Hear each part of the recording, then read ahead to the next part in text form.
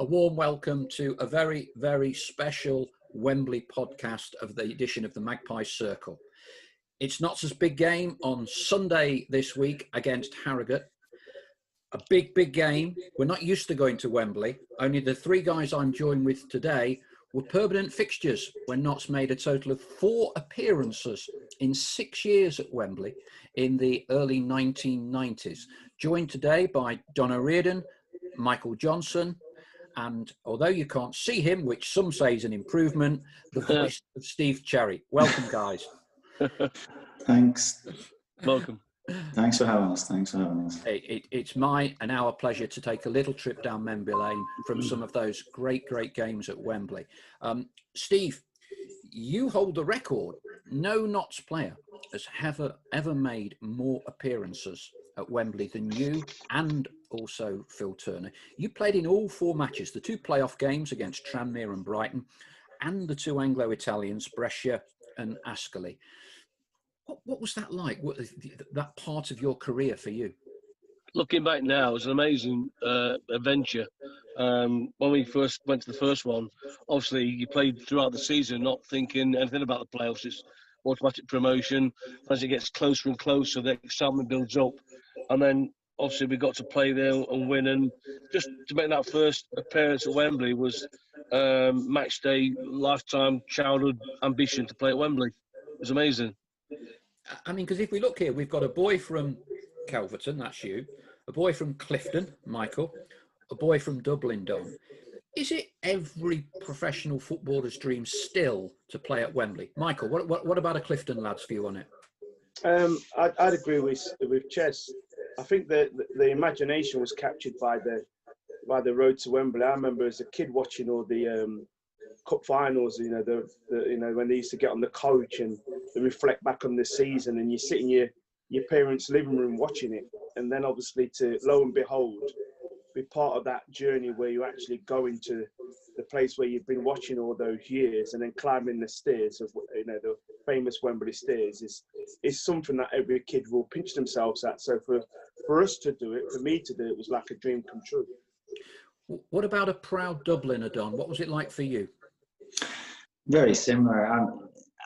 In Dublin back as a kid, it was, you were out on the street, all hours of the day and night playing football, and you'd be pretending you were playing at Wembley and so on and so forth. You watched every cup final every single year. Any games at all that were on at Wembley, you'd try and watch and dream that you one day would get a chance to play on the hollow turf. It was quite amazing. So the first year when we got to the playoffs against Tranmere, I wasn't in the squad, but Neil Warnock being Neil Warnock, he knew it could have been my last chance to be at Wembley, and he actually told me to put kit on and to warm up with the lads, which was, in a way, it was a really nice gesture. But for me to go back the second year and to play the 90 minutes was just unbelievable, and that dream had come true. Steve, so you played in all 4 Wembley games. You're a local boy. I think Tommy Lawton presented with you some medals when you were growing up. I read about that in your excellent book. Neil had a very distinct way of approaching Wembley, and he was kind of a serial Wembley winner, wasn't he? I mean, did that rub off on the players? I think so. I mean, I don't think they'll do it this week, the week to Wembley. I think we had about 10, 11 days before we played at Wembley, and he used to take us to the Belfry to have a game of golf and a few drinks together, and the lads that didn't play golf would socialise in the swimming pool. But basically, he'd get us away from the ground, and we'd just have a typical Neil Warnock get-together, and only 2 or 3 days, and then he'd bring you back down to earth by, back to work kind of thing. But he did that with me at Notts County. And when I got promoted in '96 with Neil at Plymouth, he did exactly the same thing. We went to the Bell for 3 days, same thing, same scenario. So he has a plan, yeah. Michael, you were kind of a young kid on the block when Notts were having those 2 Wembley playoff games. So you would have been, what, an apprentice? Were you cleaning Ches's boots at the time, or what was going on? I was cleaning Ches's boots. I remember quite well. He used to pay me 15 quid at the end of the season for cleaning his boots. That much. So yeah, there was no, John. I'll give you a lot more now that I'm divorced. I've got a different wife. She's so tight, mate. Hey, you can tell I miss these two, can't you, Paul? Hey. It's funny, you and Jimmy Walker stay the same. He was stealing my boots than you were. But I did it myself. I can't believe 15 quid, Johnny, for the whole season. I mean, that was about 27p an hour. Hold on. 15 quid was quite a lot back in those days. I was getting £29.50 a week. So to get 15 quid. Was it not at Christmas, no? Yeah, used to get a Christmas bonus and then an end of season bonus. So to be fair, Ches used to tip me out every now and again, to be fair. So you would have been, what, 15, 16? Did you get to go to Wembley as part of the Notts entourage, Michael, or how did it work? The first time I went was obviously as a 16-year-old YTS. And it was great to be in and around a winning environment, to go to Wembley as a scholar and just to see the lads play. And then obviously we went again the following year. So for me, by the time I turned pro, I'd been to Wembley twice. And so I had a real appetite to obviously go back there again as a player. And it was great to see the lads celebrating and being part of that, celebratory mood when we all got back to Meadow Lane. And then obviously to go and do it in the Anglo-Italian Cup was great because obviously you're playing in Europe. So, it's really interesting to see how the boys will react this weekend to what is obviously a big game, but in an empty stadium. Don, Michael's mentioning there about size of crowd in Wembley. It wasn't massive for our two Anglo-Italian games. It was something like 30,000 for Tranmere, 60,000 for Brighton. Yeah. As a pro, put yourself in the position of the Notts players approaching this weekend. How is that going to affect the dynamic of appearing at Wembley, do you think, for these players?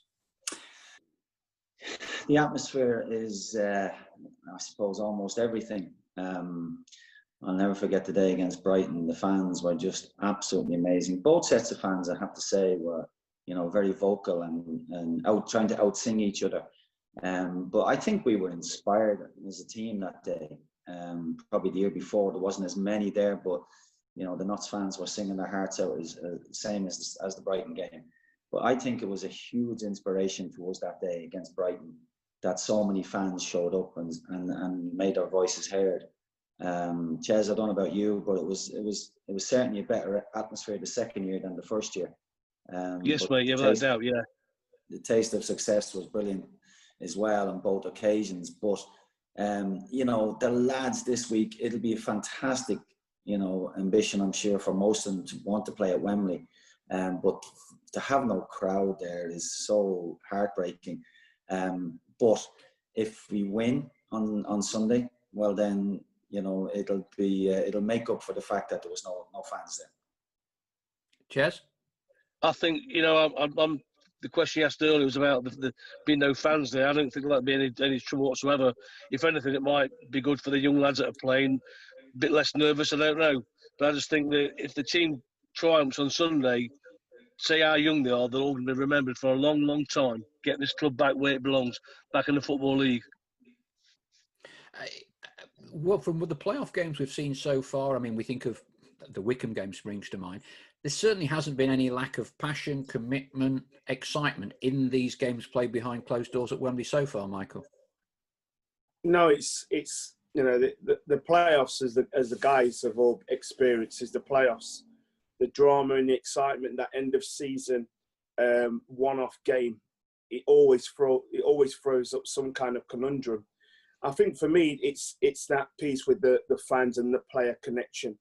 Particularly if you're a young squad, you might recover a lot quicker if you make a mistake or something because you've not got the crowd getting on your back. Also, that team, what may be down, do you then find enough character to come back because you've not got the crowd behind you to really roar you on?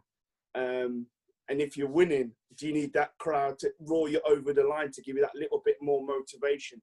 So it's all these key little things that potentially can do a team, a club harm, but it's all dependent on their personal situation running down the stretch in this game. Notts County historically are as a lifelong Notts fan, I would say we're a challenger club. Yeah, we're kind of the number 2 club in Nottingham. Most of the time when we've gone to these playoff games, teams have either been bigger, have more national support than us. Was that something you were aware of, say, when you were playing Brighton, Don, where I think most people thought Brighton would win, even though you'd finished higher than them in the division? Is it sometimes better to prove people wrong than right? Yeah, but Neil was, I mean, I don't know if you know the story, Paul, that, having won at Wembley the previous year, we go to Tottenham in the quarter-final of the Cup and we lose that game. And Neil had us in the next day, which was very unusual. Had us sitting in the dressing room with our trainers on, which meant, as we thought at the time, was going to be a run around the track. And then after about 15 minutes of, really teasing us, I suppose, he told us all to go over to the sponsors lounge, and himself and Mick Jones walked in with a case of lager and a case of bitter, and we sat down discussing about the atmosphere at the Tottenham game at White Hart Lane and how we could achieve promotion again at Wembley, which, we were looking at each other thinking, what's up with this guy? He's mad, because I think, Ches, I'm not sure, were we about 10th or 11th in the table at the time? I'd say so, mate, yeah. Yeah, it was a long way off. It was, and Neil had this, dream basically that we could repeat what we'd done the year before. So after 2 or 3 cans, we kind of started believing him, and we went on an unbelievable run to the end of the season, which got us into the playoffs. And we went into the Middlesbrough game and the Brighton game, in my belief, with a squad of very confident players, it was motivation from the gaffer, really. He had us primed, ready to go in both the games against Middlesbrough and then in the match against Brighton. I never felt certainly that we were going to lose that game, even though they were probably a bigger club as such. But he had motivated us so well that I think every player that wore the jersey that day went out thinking we're going to win this game, and it's exactly what we did. And I'm sure Neil will be doing the same to the lads on Sunday. He'll be saying, "Come on, we're the big club here now. Let's go and prove it," kind of thing. And hopefully the lads will do it. That's interesting, because when I was researching and writing the book, every player to a man spoke about how confident they were against Brighton. It sounds on the face of it, Steve, quite unusual, because it's such a huge game you're playing. I mean, did you feel the way of Don and other players I've spoken to about, you really felt you were definitely going to win that game against Brighton? I did. I mean, the 2 away games and 2 legs, Bolton and Borough away, we played absolutely. That was our strength. We never gave in. Then going into the home games, another 2 great classic games, really tough matches. But going to the Brighton game, I never thought for 1 minute we'd get beat. I was always going to win that game. That's what Neil drills into you: mental attitude. Never die, never give up, keep going. And without doubt, one of the best squads I've ever played in my career. Absolutely can't give enough praise to the lads. And I always say squad, because we have players that weren't in the team could have played anywhere at other clubs, but it was so special. And I think they've got it a little bit at the minute at the club now. Because you grew up as a Nottingham boy, but your football career had taken you away, Derby, Plymouth. I think, were you Neil's first signing? I was, yeah. I just played against Notts County I've been on loan to Chesterfield for 3 months. And my last game, my 3 months had expired, and my last game on the Saturday was against Notts, and we beat Notts 3-0. And I got a phone call Wednesday to go and have talks with Neil. And that didn't go that well, really. As I walked out the door, Neil said, I'll take you to the chairman. So he took me down there, and we agreed that night, and it was the best 6.5 years of my career. Wonderful, wonderful times. For a game like Wembley, how important is the manager? How much is it all down to the players? Massive. I mean, your manager, that's what he gets paid for, Neil wasn't a great coach. Mick was his backup man, but just a great motivator. He knew, I can remember the night before the Wembley game, he came to my bedroom after we'd had dinner, and he actually said to me, "Ches, can I get you a whiskey? Have I upset you?" And I didn't even hear what he said to me. And I'd gone to bed as happy as Larry and didn't quite understand why he'd come to my bedroom and why he wanted to offer me a whiskey. I declined both, but I said, Neil, I'm feeling great, mate. I'm in a great mood for tomorrow. I'm looking forward to it. You know, that's how Neil was. You know, he knew when to put an arm around you, when to give you a bollocking. The best things he used to ever do. If ever we had a bit of a bad spell on Saturday, you think, well, we're going to get Sunday off. But he'd say, no, I'll see you at my house Sunday morning. You never get a bacon cob, just a coffee, and he'd keep you there till about, I don't know, 1 o'clock just to spoil your Sunday. Then you'd watch the video from yesterday's game, a bit of a anticlimax, really. But that's what he did, you know. Great motivator. I think, Paul, sorry, can I just butt in and say, please. I'm sure Ches and John will remember the team spirit that he created was just phenomenal. You know, I mean, as good as any I've ever been in my career. I've never known a better team spirit. You know, he took us to Scarborough.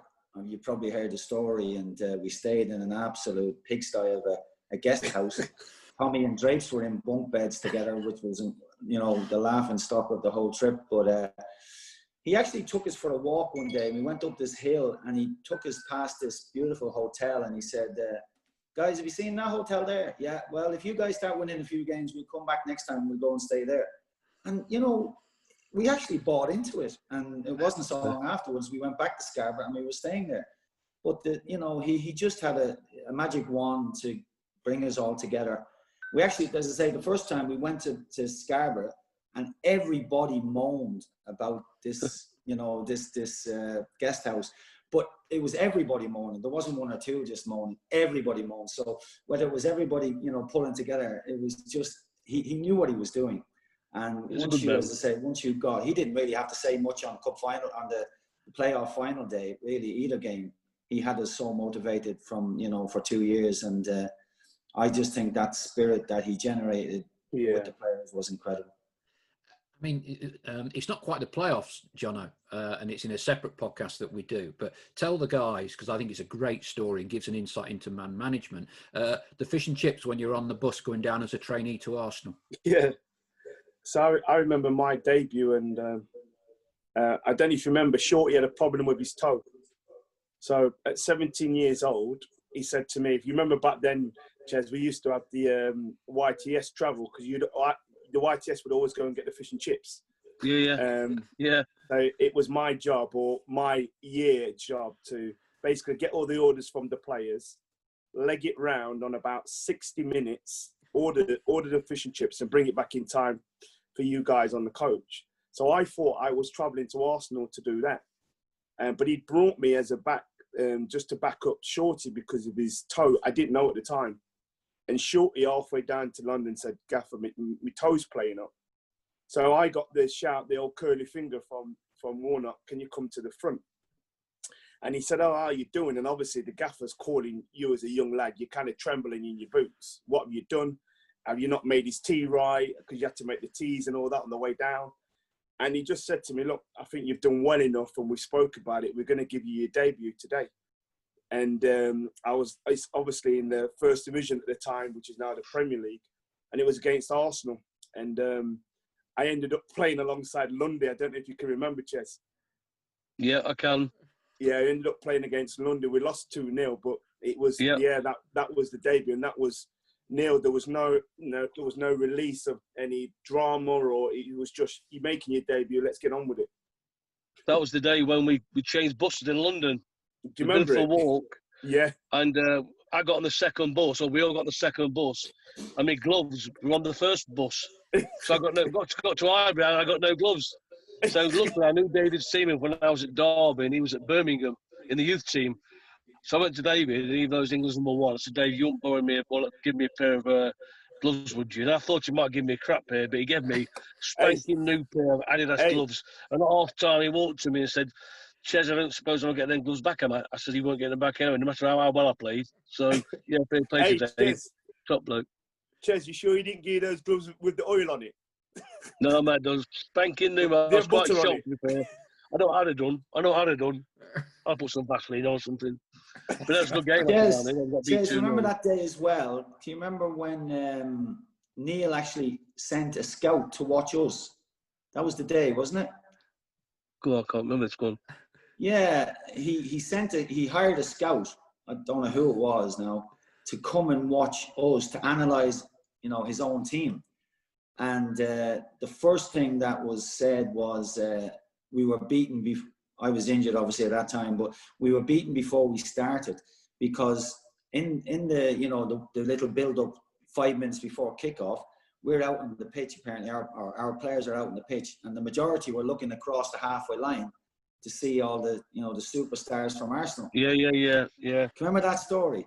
And he said, we were in awe of Arsenal before we kicked off, and consequently we lost the game. It was a great point.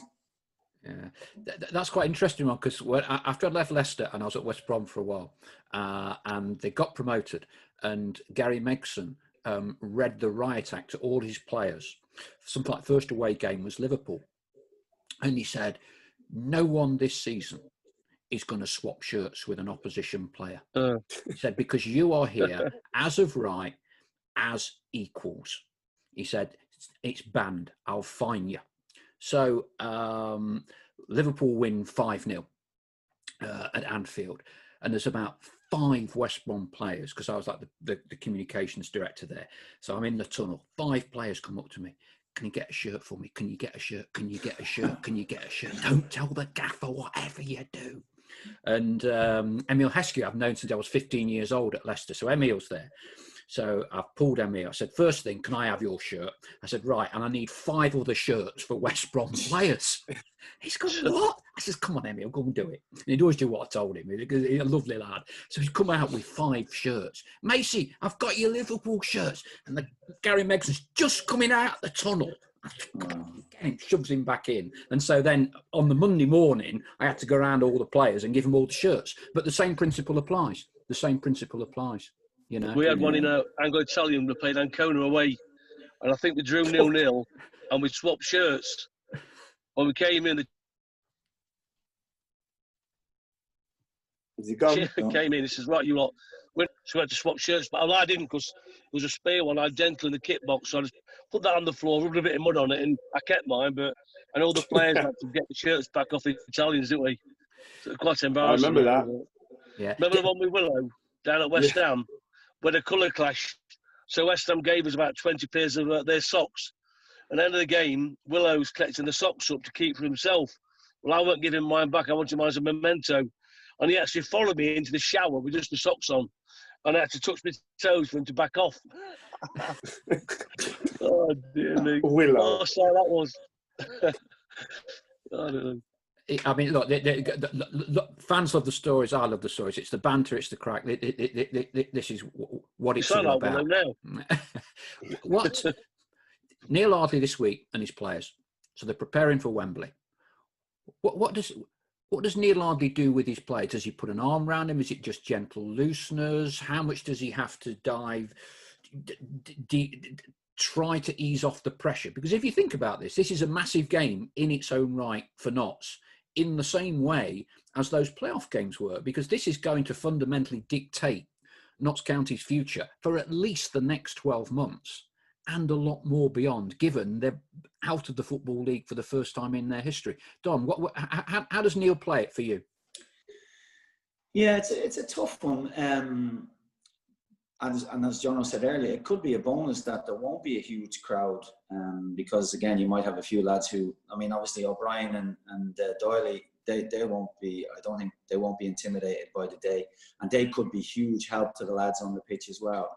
But yeah, it's a good point. I think last Saturday the nerves were there to be seen. You know, I know we were better than Barnet, but I was looking at the game up to the goal, the first goal, and I was thinking, Jesus, it's an awful match. But I remember the Middlesbrough game at home. It was an absolute ice. It was such a bad game. Everyone was scared to make a mistake, to try something different, and you know, both sets of players were very nervous. And then Paul Harding scores, you know, towards the end to win the game. But I think I think Neil is an experienced guy. He'll know his players individually. He will mostly put his arm around players, but I think he'll be emphasising, look at our history, guys. We look at the squad, look around the dressing room. We have better players than them. We're a bigger club than them. You can't, that doesn't get you a win. it means that we've got to be out there as, you know, as a team together and everyone giving 100%, and hopefully that will be enough to get us across the line. But you know, because it's an empty stadium, I think there's less pressure, and I think Notts will probably start as favourites. So it's a tough one. Neil will have his own style, I'm sure. He'll know how the players will respond, and hopefully everyone gets it right on the day. Your thoughts, Ches? Yeah, exactly. I think I'm hoping that after the win on Saturday that they have a jovial week, a lighter week, and like Don says, he puts his arm around a few people, and maybe Doyle and Brian will do the same kind of thing and pass their experience on and just calm a few players down. And, you know, I think on the day, get off to a good start, keep a clean sheet, stay in the game, and then don't bottle it. 'Cause it's one big game, I know, but I think they all know how massive the game is to club fans and all the staff behind the scenes. So I'm really looking forward to it. I wish you'd see me because I've got my Notts County shirt on. I saw that. I'm about to coach the kids at Key within a minute, so yeah, I thought I'll put the top on, but you can't see me. Brilliant. I mean, from a goalkeeper's perspective, Steve, Sam Slocum's back in, and if there was a benefit from the enforced break, it was that Notts could get their first choice keeper back in, because he would have been struggling otherwise to make many more appearances this season. A steady, experienced keeper, been round the block. Yeah, we've got a keeper that actually, you know, talks at the back. You know, we've had a few of the last few seasons where they've been far too quiet. He's got a bit of experience. He kicks a great ball, and I think the clean sheet last week will do him all good, massively. Jono, you've had your own managerial experience. You're with the England 21s now. How do you see Sunday's game? I just think whoever grabs it by the horns and really goes for it. I mean, it's a one-off game. It's there. It's the team that's going to be most cool and calm under pressure. I mean, the week is so important, the build to it. If you over-exaggerate the importance of the game, then you're going to have dangers of players potentially in the first 5 or 10 minutes making tackles because they're that overexcited about the game. So it's just making sure that your players are cool, calm, and collective. And it's just a 90 minutes. You've got to go for it. There's no holding back. So for me, it's about just that, you know, make sure the lads are cool, in a good place. They feel really good, and don't overemphasize the game. They know the importance of the game without you having to sell it. Let's just talk a little bit about the Anglo-Italian games. Because here's a sentence you wouldn't normally expect too many people to hear. You won the Anglo-Italian at the second attempt when Devon White outgunned Oliver Bierhoff. Because Bierhoff, one of the top German strikers, was playing for Ascoli, wasn't he? Didn't get one past you, Ches. Yet 12 months later, he scored both goals when Germany won Euro '96. Believe it or not. It's madness, isn't it? Amazing finish. Go on, John. Sorry, mate. No, go on, Ches. No, carry on. I'm listening to you, mate. Go on. I interrupted you. No, I was just going to say it's an amazing achievement, you know, for a club like Notts County. And I always say we played in Europe, you know, and we toured many, you know, interesting places. But to play against the likes of Oliver Bierhoff, and I remember George Hadji as well. And it's a shame that competition doesn't continue, because it gave the fans and the players a tremendous day out. And you're right, Devon White, I still think he's dining on that goal in Nottingham, the big man. But yeah, it's great memories, great experiences, and to obviously win a trophy in Europe with Notts County was amazing. Ches? Yeah, and one thing I'll pick up on the first match at Brescia away, I think the score was 3-3, I think. Played in what had been snow on the pitch a lot. And on the way home, after the game, they gave us a gift each. There's a big cardboard box, and some of the players gave them away to the following fans that travelled over. And when we got back home, opened the box up, and it was a Brescia bathrobe, a towel, hand towel. It was absolutely beautiful, you know, white with the light blue logo. So when they played us, I think we gave them a pennant. One of the most embarrassing things, we gave them a pennant. Honestly. Remember the way we rocked up to the game? What, we did what? Do you remember that? Remember the way we rocked up into the game in our attire? No, I can't. No. So I've got a picture of us. We took a team picture before the game, and we've all got like tracksuits, our own tracksuits, baseball caps Being on Wembley pitch? Pardon? On the Wembley pitch? Yeah. Do you remember it? Yes, I've got it. I've got it with you now. Yeah, yeah, like Ramos Rebels, didn't we? Yeah, honestly, we've all rocked up in our own gear, and then obviously the Chinese have come out the tunnel. They've come out, and honestly, 3-piece suit, slick tight, white shirts, all black shoes, and the lads have looked round and looked at us and thought, "What's going on here?" Shell suits from Skegness, weren't they? Yeah. Hey, I'll tell you, nothing's changed with Notts, because when they opened the stadium at Juventus, Juventus got the Juventus president presented something to I forget who it was. I think Jim Rodwell probably accepted it, and it was a beautiful silver horse. So something to do with horses with Juventus. Beautiful, solid silver commissioned piece of work. And you're quite right, Ches. Notts come up with some glorified VIP pennant to hand back. You know. But on the point you've made about suits, this was one of the good stories in the book. Don, you should remember this.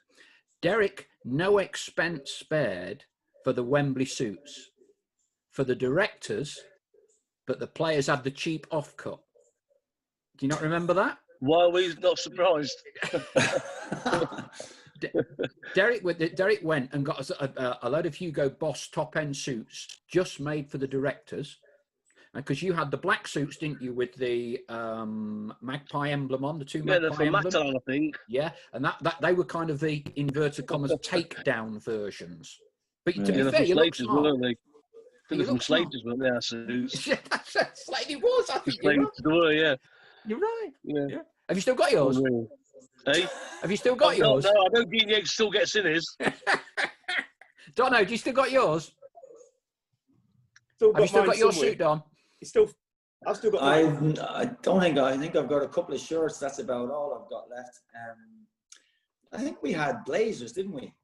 Navy Black blazers and grey slacks. Was Neil spotted recently in recent weeks with a Notts County blazer on? Oh, I don't know. He did a video for the club, and he still fits. Well, I don't know how, but he still fits into the actual jacket he was wearing all those years ago. Yeah. Did you say you got one as well, Jono? Yeah, I still got mine. Hey, Derek was splashing the boat out, buying a suit for a YT, wasn't he? Hey, unlike Derek, that, by the way, so you got to keep it. You had a bit more meat on the bone, as you call it. Not saying that, my lad. Come on, my lad. Yeah, I know. Yeah. Great character, and did extremely well for the club. But I guess he did, mate. Yeah. But sometimes could be a bit difficult with the old contract negotiations. Yeah.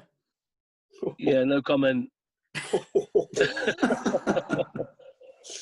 Especially when the cigar came out, you knew you was if the cigar came out, you was in trouble or you've asked for too much. Yeah, the best was when he used to get the scrapbooks out, all the cuttings on you over the years, right down to every cutting in the paper. He'd got like your own personal scrapbook. Unbelievable. Do you know how much you earned last year, my lad? No, I don't know. Is it the same story for everybody? It was the same with me with the contract. I always remember Dev tells the story with him and Paul Mace. Not mate, Paul Mace. That's me. Not you. Not Eric. What's his name? Eric Cigar. Oh, yeah. Eric Hall. Eric Hall. Yes. Yeah. And he tells a story with Derek Pavey. He's gone in there and Paul fired Eric Hall's asked for, I don't know, say £200 a week. So Derek leans back, goes into his drawer, gets a cigar, and the cigar's like literally like that, and goes to puff the smoke and goes, Paul, there's only so much meat on the bone, my lad. And then Eric Hall goes into his briefcase and pulls out a bigger cigar and lights it and blows it back in Derek's face. So there was a standoff with the old cigars. Yeah. Jeez. What about I think I should say bloke when they played Friday, they had a fallout and they were lying in the bath and he pushed the water forward, went back and about the chairman's trousers were wet from knee downwards on his £200 pair of shoes wet through. And they just was, oh, sorry, chairman. Oh, brilliant. No, he's brilliant. About the chairman's car, Scarborough, remember that one? Chairman thought I'd done it. It was I'm not mentioning the players but when he reversed off, the bumper come off, didn't it? It was Merc. Oh, I love. Oh, brilliant. Hey, great banter, great camaraderie coming out here. As not to prepare for Sunday, you know, they've had a huge turnover of players. You know, I was director for a short period of time, and I think it's fair to say that when the club was slipping out of the league, there was no camaraderie. There were huge divisions within the camps, within the players. There were players that didn't really want to be there, and it manifested itself with relegation. However much we talk about tactics and preparation, team spirit is still hugely critical to on-field success. Yes, Don? Yeah, I said it earlier. Neil, he was brilliant at it. You know, he recognised what, you know, how to bring everyone together, to make sure that once you're on that pitch, you're gonna give 100%, but you're gonna give 100% for your mate that's next to you. And it was right throughout the team. You know, everyone would die for each other almost. And you know, it wasn't just a case of kick and rush. I hate it when people compare our Notts team to being a kick and rush kind of team. We were never that type. You know, it was when you look back at them players, fantastic players with great ability. But yeah, the spirit was vital, absolutely vital. We won games we shouldn't have won because of the spirit. And as I said, let's hope that's what happens on Sunday. You still get down to Notts games, Ches. Have you noticed a difference this season with the players being much more of a group of players now?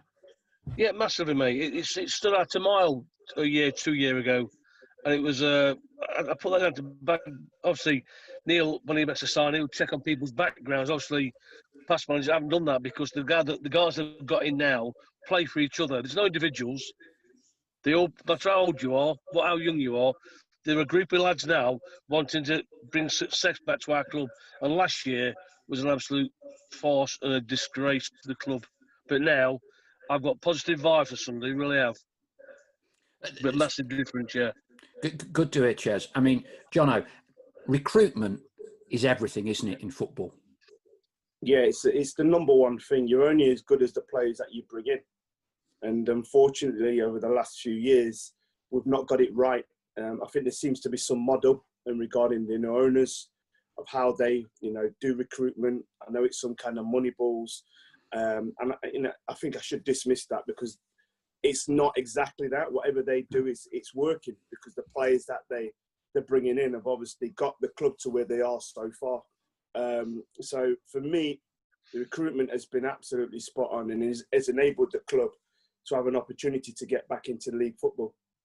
How important is, and from one old head to another, Don, in your role when you came in and you played virtually every game for the last 7 months of that season in which the club got into the top flight, how important is someone like your Irish compatriot Michael Doyle Sunday?